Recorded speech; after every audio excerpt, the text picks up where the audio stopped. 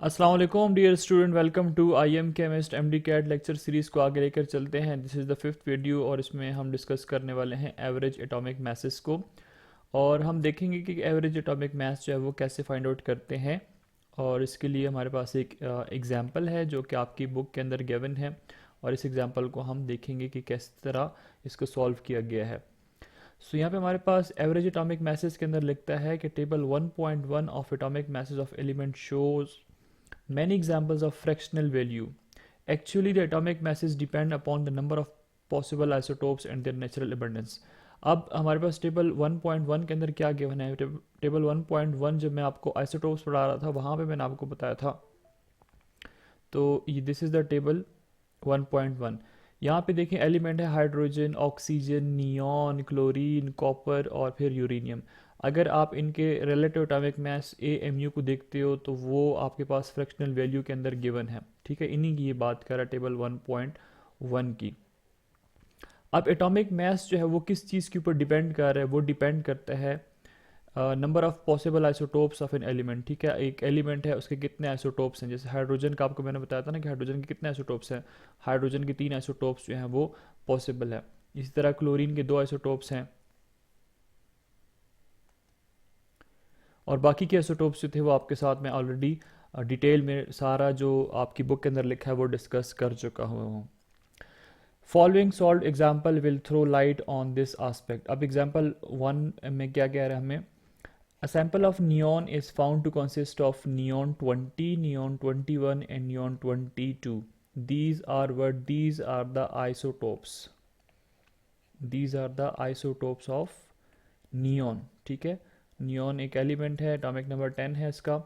तो आप देख सकते हो यहाँ पे सारा एटॉमिक नंबर सबका क्या है, 10 है, लेकिन मैस नंबर जो है वो डिफरेंट है। तो इसका मतलब है कि दीज 3 आर द आइसोटोप्स। और in the percentages of 90.92, neon जो हमारे पास 20 है ना, उसकी परसेंटेज कितनी है नेचुरल अबंडेंस, दैट इज़ 90.92। और नियॉन जो हमारे पास 21 है उसकी कितनी है, दैट इज़ 0.26%। और नियॉन 22 जो है इसकी परसेंटेज हमारे पास पाई जाती है 8.82% respectively. Calculate the fractional atomic mass of neon. अब हमें जो है तो गिवन है परसेंटेजेस, ठीक है, और इसी तरह इनके मैसेज जो हैं वो भी गिवन है 20, 21 एंड 22। हमने इसको इस डेटा को यूज़ करके क्या चीज़ फाइंड आउट करनी है, रिलेटिव फ्रैक्शनल एटॉमिक मास जो है वो फाइंड आउट करना है नियॉन का। सो उसके फाइंड आउट करने का तरीका बहुत ही आसान है। सोल्यूशन में क्या लिखता है कि the overall atomic masses of neon which is in ordinary isotopic mixture is the average of determinant atomic masses of individual isotopes. Hence अब ये जो हमारे पास एवरेज हम निकालते हैं वो हम इन्हीं परसेंटेजेस के बेसिस पे और इन्हीं एटॉमिक masses के बेसिस पे निकालते हैं। तो एवरेज एटॉमिक मास को निकालने का तरीका ये है कि आपने जो भी आपके पास आइसोटोप गिवन है उसका मास, उसको आपने मल्टीप्लाई कर देना है किसके साथ, परसेंटेज एबंडेंस के साथ। ठीक है, परसेंटेज एबंडेंस के साथ मल्टीप्लाई करते हैं। दूसरा, अगर आपके पास दूसरा आइसोटोप है, ये तो एक आइसोटोप के लिए इस तरह हो जाएगा, दूसरे के लिए भी सेम इसी तरह होगा कि mass multiply by percentage abundance, और तीसरे के लिए भी आपने इसी तरह ही कर देना जैसे इन्होंने यहाँ पे किया हुआ है। ये 20 कहाँ से आया, ये नियॉन 20 से आया है, और नियॉन 20 की परसेंटेज एबंडेंस इतनी है। इसी तरह नियॉन 21 का ये हमारे पास 21 आ जाएगा और उसकी परसेंटेज एबंडेंस गिवन है 0.26। इसी तरह नियॉन 22 की परसेंटेज एबंडेंस कितनी है, 8.82। इन सब को आपने क्या करना है, मल्टीप्लाई और ऐड कर देना है, डिवाइड बाय 100। क्यों? क्योंकि परसेंटेज आप निकाल रहे हो ना, तो परसेंटेज अगर आप निकालते हो तो परसेंटेज के लिए आप डिवाइड बाय 100 कर देते हो।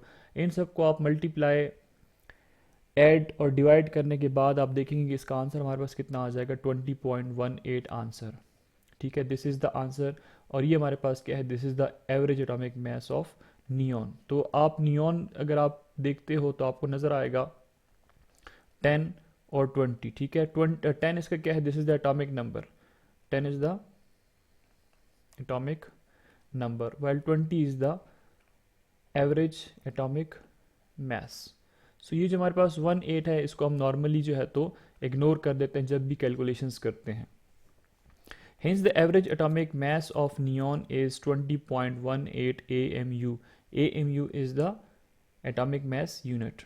It is important to realize that no individual neon atom in the sample has mass of 20.18 AMU.